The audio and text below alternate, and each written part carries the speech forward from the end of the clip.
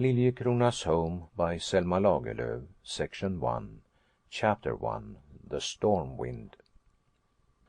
On Christmas Day, 1880, a pitiless storm raged over Lövsjö, Green Lake district in Värmland. It seemed as though the heaven meant to tear up everything on earth and make a clean sweep of it all.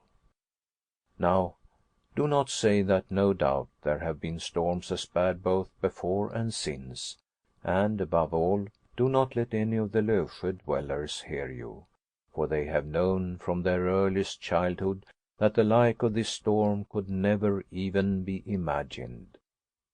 They can still count up all the fences that were torn down, all the thatched roofs snatched off, all the cow houses blown over, so that for days the poor beasts lay buried in the ruins.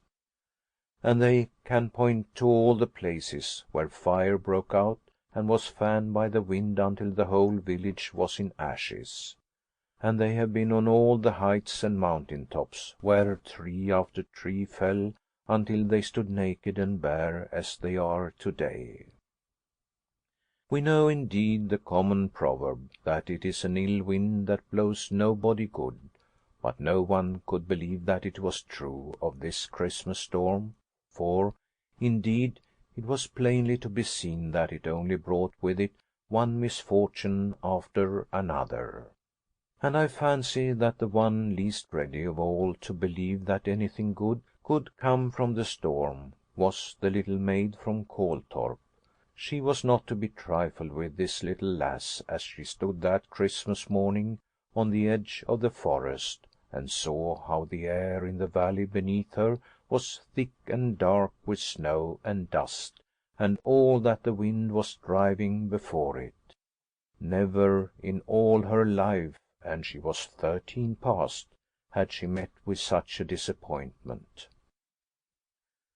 As a rule, she could keep up her spirits in toil and trouble, but this was almost more than she could bear.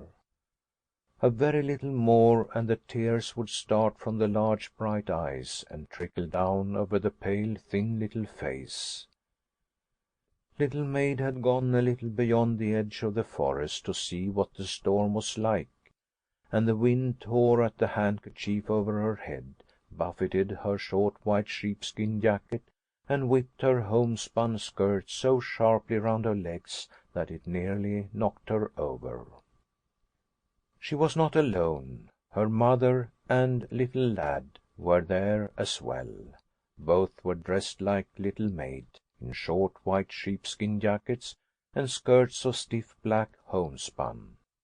Nor could it well be otherwise, for Little Maid inherited her clothes from her mother, and little lad came into possession after her.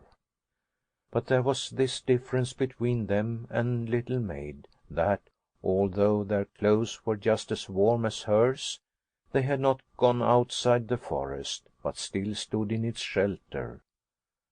The mother and little lad had just the same thin, pinched faces as Little Maid, and the same clever, bright eyes, and they, too, thought what a misfortune this storm was, and were not far off tears of disappointment either. But they did not look nearly so desperate as she did.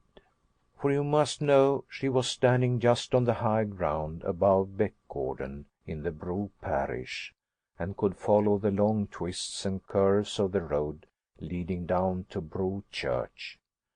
And she saw how the peasant folk who had started to go to church turned back home again.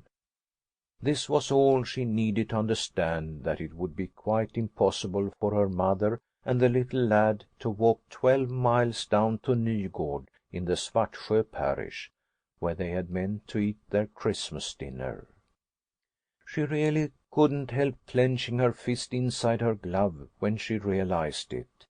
If it had only not been so quiet in the forest where they lived, if only they had known what the weather was like before they came to the edge of the trees, then they would never have started from home, and that would have pleased her much better.